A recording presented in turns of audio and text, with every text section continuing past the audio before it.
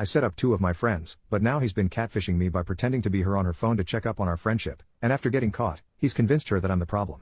So Emily, 36 female, and I, 36 male, had stopped being friends for a little while when she got married way too young to her boss. He ended up being incredibly abusive, controlling her life at every level, and over the 3 years they were together, he basically isolated her from all friends and family. We reconciled when she divorced him.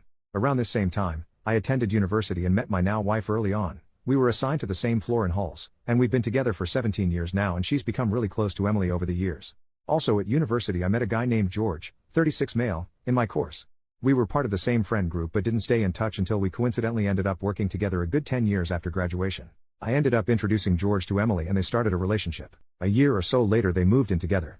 Emily was happy, and he was happy. On the face of things, he's seemingly been fine with me and Emily's friendship and never said anything. But over the past few weeks I started getting texts from her, sometimes late at night, that were just off. I was suspicious when she used a common British shortening of my full name rather than the traditional German version that she would always use, and when some overtly flirty, almost outright saying, occurred I immediately shut it down. I was 100% sure it wasn't Emily at this point. I basically called him out and asked if this was in fact George using her phone and bluntly asked why he was trying to sex with me posing as his girlfriend. He never responded, but after explaining the situation to my wife, she went over to Emily's with my phone to see what was going on. I wasn't there for this, but she showed Emily our entire text history and what he had done. George came home and they confronted him together. He first outright denied it and had the balls to accuse Emily of sexting me and trying to hide the cheating from my wife by saying he did it. Emily just left with my wife to come stay with us after this because there wasn't any reasoning with him. The morning after, he called and begged her to come home. He was crying and threw himself at her feet claiming he did it out of jealousy. He highlighted that she was in the habit of deleting our conversations, which drove him crazy. She does this with everyone, I guess, and he was always jealous of our relationship. He found it hard to see me with her, and after he saw her saying stuff like how she loved me, again, siblings. Well, not being able to read our texts drove him to basically go fishing to establish what exactly our relationship was. The sexting was an attempt to bluntly see if it was something I would engage in. At this point Emily asked for mine and my wife's opinion on this whole matter. I called bull crap on this being a mistake. Something he was driven to by jealousy. He violated her privacy by going through her phone, risked our friendship by masquerading as her, risked my marriage by trying to bait me into sexting a friend, and he risked Emily and my wife's friendship by making it look like Emily was sexting me. The entire thing was a clusterfuck. I didn't outright say she should leave him, but I highlighted how dishonest this whole thing was.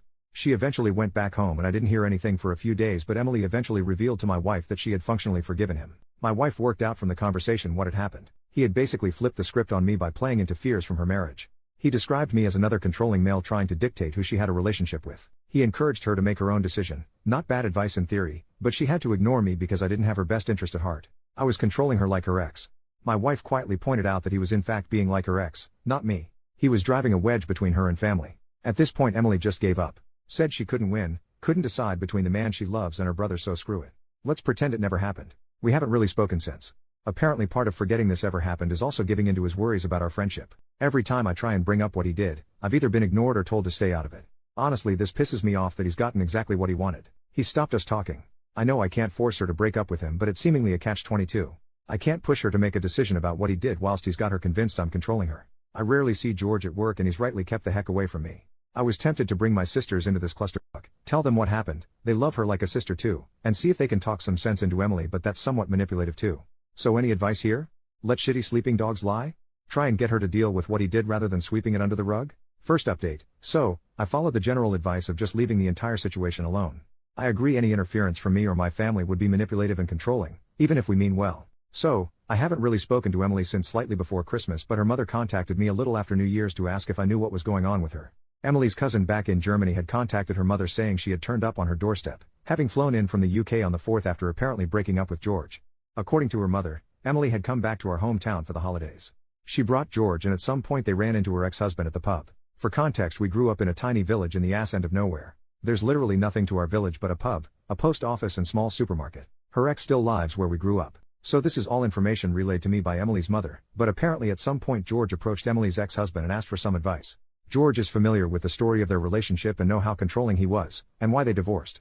Somewhat to her ex-husband's credit, he apparently refused to answer any questions and quietly approached Emily's mother to relay what he had asked. Now this is according to him, and George denies it, but he said George asked him how to handle me in terms of my friendship with Emily. I've no idea what Emily's ex-husband's motivation was here, but they've been divorced for a decade now and he hasn't contacted her in this time, so I'm inclined to believe it wasn't further attempts at interfering with her life. Maybe it was actually manipulation. Maybe in the decade since they've divorced he's become a better man. Who knows?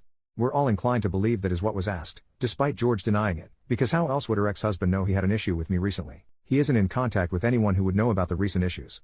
Also, to be honest, the ex never had an issue with me. He saw me as a child, despite being the same age as his then wife, and constantly called me kiddo and asked how school was.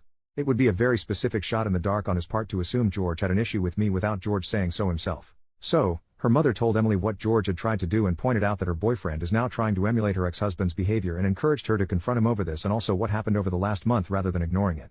Nobody was privy to the discussion they had, but he left sometime after it to return to their shared home, and she stayed with her mother, saying they had broken up. She stayed with her mother until the day after, where she, without any warning, left for Germany. The cousin she's staying with assures us she's relatively fine. She's just overwhelmed and embarrassed she let this happen again. She couldn't handle being where she might run into either ex, so staying with her mother was off the table and she just ran somewhere far, but safe. I still haven't spoken to Emily. I've sent her a message with some condolences and reassurance that she will always have a home here in the UK. I've decided to continue to give her space whilst making it clear I am there for her.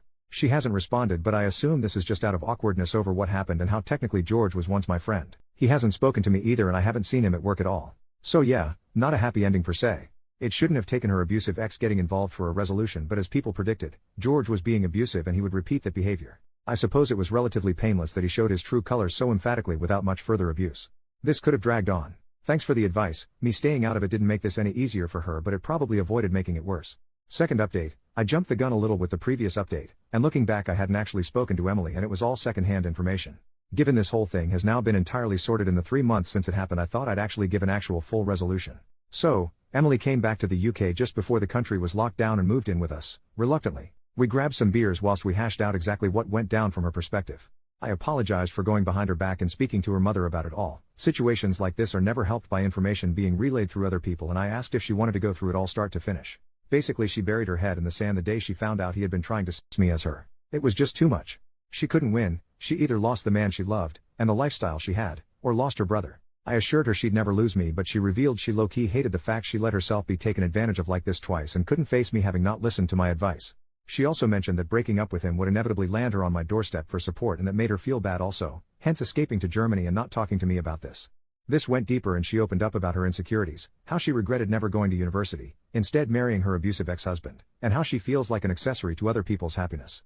She saw me and my wife, a power couple, as she put it, and just felt so small by comparison. She did love George, but leaving him would leave her with functionally nothing again, and she couldn't handle that.